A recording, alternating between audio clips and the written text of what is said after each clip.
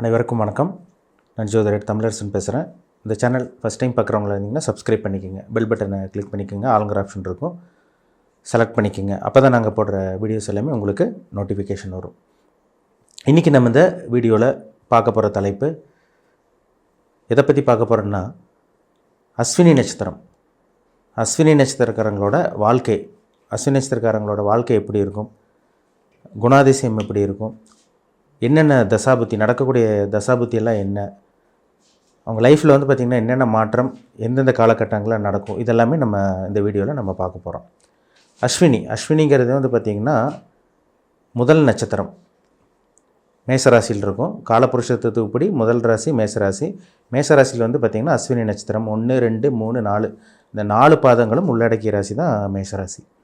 Ashwini நட்சத்திரக்காரங்களோட character எப்படி இருக்குன்னு பார்த்திங்கன்னா துடிப்பானவர்களாக இருப்பாங்க, நல்ல தைரியசாலியாக இருப்பாங்க, நல்ல ஒரு புத்திசாலின்னு சொல்லலாம். ஏன்னா ஞானக்காரகன் கேதுங்கிறது வந்து பார்த்திங்கன்னா, அதாவது அஸ்வினி நட்சத்திரத்துக்கு அதிபதியே வந்து கேது தான். கேதுங்கிறது ஞானக்காரகன் சொல்லுவாங்க.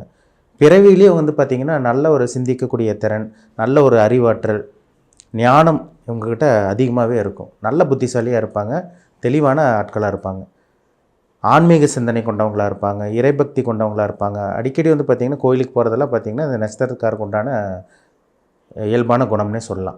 இது ஒரு நல்ல ஒரு நட்சத்திரங்க. ஆனால் என்னதான் இருந்தாலும் வந்து பார்த்திங்கன்னா ஆன்மீக குணம், ஆன்மீக சிந்தனை, இந்த இறைபக்தி இதெல்லாமே இவங்ககிட்ட இருந்தால் கூட ஒரு வாழ்க்கையில் ஒரு கிரிப்பு வந்து இவங்ககிட்ட இருக்காது, ஒரு பிடிமானம் இருக்காது, ஒரு விரக்தி மனப்பான்மை உள்ளவங்கன்னு சொல்லலாம் மேசராசிக்காரங்க, அதாவது அஸ்வினி நட்சத்திரக்காரங்க. இப்போ வந்து பிறக்கும் போதே வந்து பார்த்திங்கன்னா அஸ்வினி நட்சத்திரக்காரங்களுக்கு கேது தசை தான் பிறக்கும். அந்த நட்சத்திரத்தில் ஜனனமானாவே உங்களுக்கு ஸ்டார்டிங்கில் வந்து பார்த்திங்கன்னா கேது தசை நடக்கும். ஆரம்ப பகுதியில் பிறந்தவங்க 1ஆம் பாதத்துலலாம் பிறந்தவங்களுக்கெல்லாம் முழுமையாக கேது தசை கண்டினியூ ஆகும். கேது தசை வந்து 7 வருஷம். இப்போ நடு பாதத்துலலாம் பிறந்தாங்கன்னா கிட்டத்தட்ட ஒரு 3ஆம் பாதம் 4ஆம் பாதத்தில் பிறந்தாங்கன்னா வருஷம் கம்மியாக தான், ரொம்ப கம்மியாக தான் இருக்கும். ரெண்டாவதாக வந்து பார்த்திங்கன்னா பிறக்கும் போது வந்து பார்த்திங்கன்னா கேது தசை முடிஞ்சு, ரெண்டாவதாக வந்து பார்த்திங்கன்னா சுக்கிர தசை. இது முக்கியமான தசை, அஸ்வினி நட்சத்திரக்காரங்களுக்கு ஒரு முக்கியமான தசைன்னு சொல்லலாம். ஏன்னா சுக்கிரன் வந்து இளம் வயதில் வந்து பார்த்திங்கன்னா இந்த சின்ன வயசுலேயே வந்து பார்த்திங்கன்னா ஒரு சில பேர்லாம் பாருங்கள் லவ் அஃபேர் வரும்.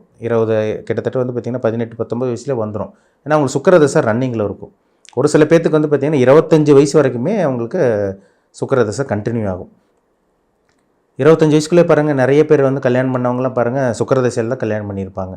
சுக்கிரன் நல்ல ஒரு அமைப்பில் இருந்துச்சுன்னா இளம் வயதில் நல்ல ஒரு வாழ்க்கை, நல்ல ஒரு சொகுசான வாழ்க்கை, இந்த மாதிரி விஷயங்கள் கொடுக்கும். சுக்கிரன் 4ஆம் இடமெல்லாம் சம்மந்தப்பட்டுச்சுன்னா சின்ன வயசுலேயே பாருங்கள் இவங்க மூலமாக அவங்க அப்பா அம்மா, அவங்க தாய் தந்தையரை வந்து வீடு கட்ட ஆரம்பிச்சிருவாங்க. நல்ல ஒரு சொகுசான வாழ்க்கை இதெல்லாமே கண்டிப்பாக அமையும். சுக்கிரன் பாவகிரகத்தோட சம்மந்தப்பட்டு ராகோடையோ சனியோடையோ இதெல்லாம் கேதுவோடெல்லாம் சம்மந்தப்பட்டுட்டாங்கன்னா பெரிய அளவுக்கு சுக்கிரன் வந்து யோகத்தை செய்யாது. அந்த சொகுசு வாழ்க்கையை முழுமையாக அனுபவிக்க முடியாமல் போயிடும். அப்போ சுக்கிரன் வந்து நல்ல அமைப்பில் இருந்தால் மட்டுமே தான் இளம் வயதில் நல்ல ஒரு சொகுசான வாழ்க்கை, லக்ஸுரியான வாழ்க்கை நிச்சயமாக அவங்களுக்கு கண்டிப்பாக அமையும்னு சொல்லலாம். ஒரு சில பேருக்கெல்லாம் பாருங்கள் 22, 23 வயசு, ஒரு சில பேர் 25 வயசுக்கு மேலெல்லாம் சூரிய தசை வரும். மேசராசிக்காரங்க வந்து பார்த்திங்கன்னா ஒரு சில பேர் கவர்மெண்ட் ஜாபில் இருக்காங்க, 25 வயசுக்கு மேலெல்லாம் கிடச்சிருது. அப்போ வந்து அவங்களுக்கு 3ஆம் வரக்கூடிய சூரிய தசை வந்து ஒரு யோகத்தை செஞ்சிடும். சுக்கிர தசை முடிஞ்சு சூரிய தசை வந்து பார்த்திங்கன்னா ஒரு யோகத்தை செய்யுதுன்னே சொல்லலாம்.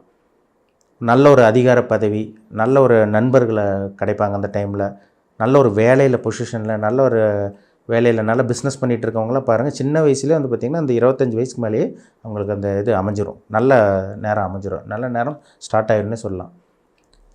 இது ஒரு நல்ல ஒரு நட்சத்திரங்க. அஸ்வினி நட்சத்திரங்கிறது ஒரு அருமையான ஒரு நட்சத்திரம். இப்போ 4ஆவதாக வரக்கூடிய வந்து பார்த்திங்கன்னா சந்திர தசை வரும். அஸ்வினி நட்சத்திரக்காரங்களுக்கு சந்திர தசை வரும். கிட்டத்தட்ட வந்து பார்த்திங்கன்னா 30 வயசுக்கு மேலே வரும். 30 வயசுக்கு மேலே சந்திர தசை. அந்த சந்திர தசை வந்து ஒரு முக்கியமான தசைங்க. இந்த சந்திர தசை வந்து பார்த்திங்கன்னா ஒரு முக்கியமான அமைப்பு. அந்த சந்திரன் வந்து லக்னத்துக்கு நல்ல ஒரு அமைப்பாக இருந்துட்டால் சந்திரன் அந்த 10 வருஷம் சந்திர தசையும் கிட்டத்தட்ட 30லேருந்து 40 வயசு வரைக்குமே ஒரு யோகத்தை செஞ்சுட்டு போயிடும். சந்திரன் கெட்டு போனவங்களுக்கெல்லாம் பாருங்கள் ஒரு சில பேர் 30, 32 வயசுக்கு மேலெலாம் பாருங்கள் மனநல பாதிக்கப்பட்டுருவாங்க. அவங்க அம்மாவோட ஆரோக்கியம் கெட்டு போகும், அம்மாவுக்கு ஹெல்த் பிரச்சனை வரும், இவங்களோட ஆரோக்கியமே கெட்டு போகும். ஏன்னா சந்திரனுங்கிறது மனோகாரகன், உடல்காரகன் சந்திரன் தெளிவாக இருக்கணும். அப்போ தான் இவங்களோட மைண்டும் நல்லாயிருக்கும், அவங்களோட உடல் ஆரோக்கியம் நல்லாயிருக்கும், அவங்க அம்மாவோட ஆரோக்கியம் நல்லாயிருக்குன்னே சொல்லலாம். சந்திரன் ராகுடைய சனியோடையில் கெட்டு போனவங்களுக்கு இளம் வயதிலே அம்மாவை தவறினவங்களாம் பாருங்கள் இந்த சந்திர தசையில் தான் இருப்பாங்க.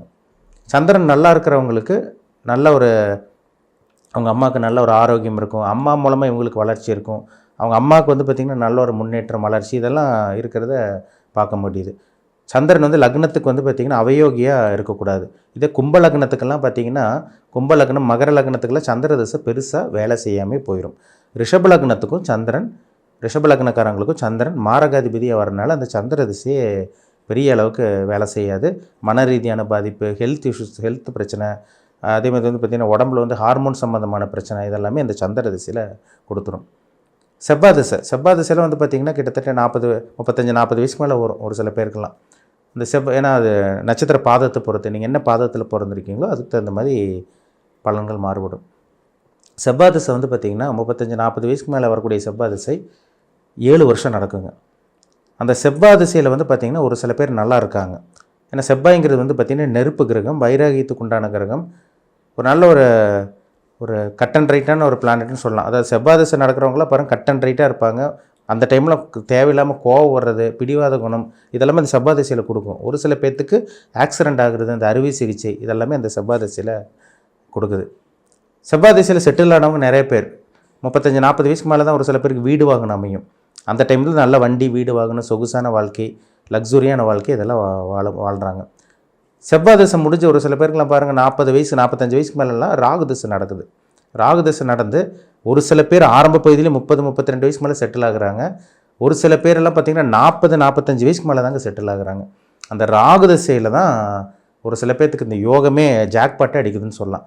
ராகு நல்ல சுப தொடர்போட லக்னத்துக்கு 3, 6, 10, 11ஆம் இடத்துல சுபகிரகத்தோடு சம்மந்தப்பட்டு, அது மேஷம், ரிஷபம், கடகம், கன்னி, மகரம் இந்த வீட்டில் ராகு அமைஞ்சிருந்தாருன்னா கண்டிப்பாக அந்த ராகு வந்து ஒரு யோக ராகுவாக தான், யோகத்தை செய்யக்கூடிய ராகுவா, அதிர்ஷ்டம் தரக்கூடிய ராகுவாக தான் நிச்சயமாக அவங்களுக்கு அமையும். அந்த 40-45 வயசுக்கு மேலே வரக்கூடிய ராகு திசை நல்லா இல்லைன்னா ஒன்றுமே பண்ண முடியாது. கிட்டத்தட்ட 18 வருஷம் அவங்க வாழ்க்கை போராட்டமாகவே போயிடும். ஒரு நரக வாழ்க்கை இருட்டுக்குள்ளே மாட்டிக்கிற மாதிரியே இருக்கும். அப்போ இந்த ராகு திசை வந்து மேஷராசிக்காரங்க அஸ்வினி நட்சத்திரத்துக்கு கிட்டத்தட்ட நடுத்தர வயதுக்கு மேலே வரக்கூடிய அந்த நடு வயசுக்கு மேலே வரக்கூடிய அந்த ராகு திசை ரொம்ப முக்கியமான திசை. ஒரு சில பேர் அப்ராடு போகிறாங்க பார்த்தீங்களா, 35-40 அதாவது கிட்டத்தட்ட ஒரு சில பேர் 30 வயசுக்கு மேலே அப்ராடு போயிடுறாங்க.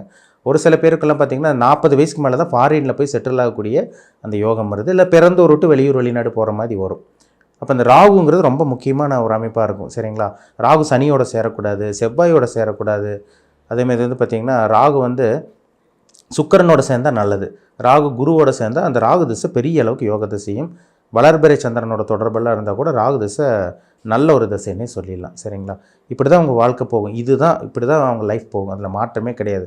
அந்த கிரகம் எந்த அமைப்பில் இருக்காங்க, நான் சொன்ன தசாபுத்தி தான் இந்த லைனில் தான் அவங்க வாழ்க்கை போகும். என்ன தசாபுத்தி நடக்குது, லைஃப் எப்படி அவங்க வாழ்க்கையில் என்னென்ன மாற்றங்கள் நடக்கும், ஜாதகத்தில் நடக்கக்கூடிய தசாபுத்தி வந்து அவங்களுக்கு ஃபேவரபுளாக அன்ஃபேவரபுளான்னு நம்ம இதை வச்சு தான் நம்ம சொல்ல முடியும். இதேமாரி ஒன்றும் பண்ண முடியாதுங்க. இதுதான் ஃபிக்ஸ்டு உங்களுக்கு. நம்ம பொது பலன் என்ன தான் பொது பலன், நம்ம சனி பயிற்சி, குரு பயிற்சி, ராகு கேது பயிற்சி, மற்றபடி மாத பலன் இதெல்லாம் பார்த்தா கூட இதை மீறி அது வேலை செய்யாது. அதை தெளிவாக புரிஞ்சுக்கணும். சரிங்களா, ஜாதகங்கிறது ரொம்ப முக்கியம். 80-85% பேசும்.